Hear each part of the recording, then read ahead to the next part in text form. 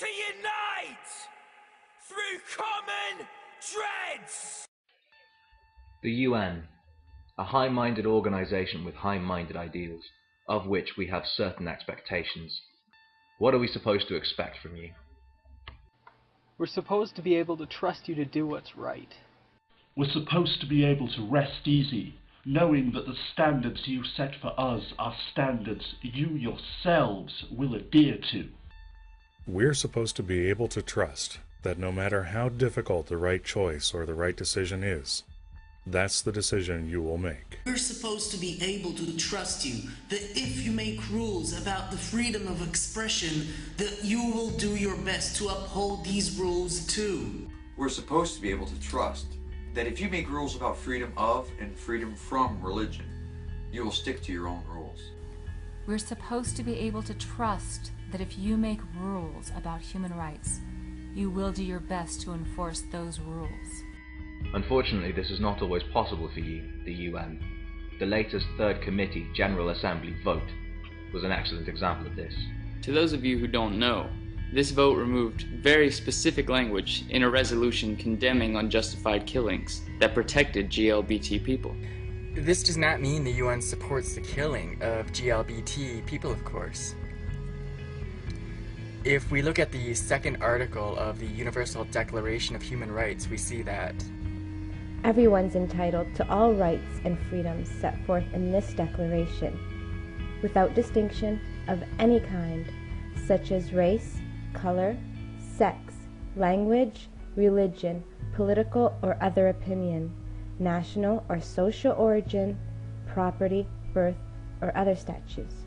Furthermore, no distinction shall be made on the basis of the political, jurisdictional, or international status of the country or territory to which a person belongs, whether it be independent, trust, non-self-governing, or under any other limitation of sovereignty.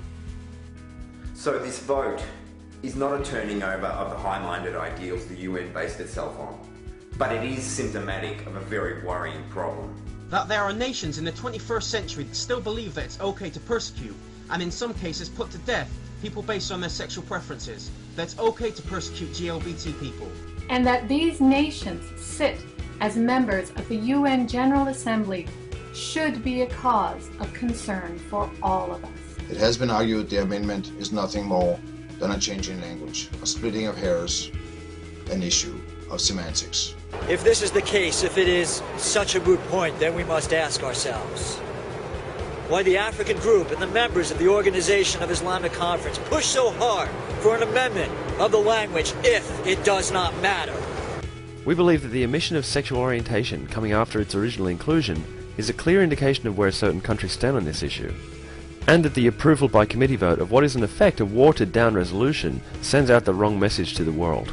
We are all more than aware of the past failings of the UN. Our protector failed us several times. Failed us in Rwanda in 1994. It failed us when it didn't condemn slavery in the Sudan. It failed us when it did not protect those displaced by a civil war in Angola. It failed the Buddhists of Afghanistan when the Taliban destroyed priceless and irreplaceable statues nearly 2,000 years old. Poor Buddha. It failed us every time someone was killed for being gay, lesbian, bisexual, or transgender, which is a discrimination of a person and a denial of a person their body autonomy. So those are the problems. What are our solutions? Abolition of the UN is not an option. Imperfect as it is, it has done good in this world, and it has at times held itself up to its own high standard. When a system is broken, we should try to fix it first. The UN as it stands is imperfect. There are ways to try and fix this. The United Nations Parliamentary Assembly, for example, is a start. But that's only half the battle. An organization is only as good as its members. So the UN, a multinational organization, is only as good as those nations it is composed of. We need to change the hearts and minds on the ground. It's not enough for us to just cry foul or a vote that discriminates against gay, lesbian, bisexual, or transvestite people, though it certainly helps. It needs to be explained in no uncertain terms why discrimination of those who are GLBT simply because they are GLBT is wrong.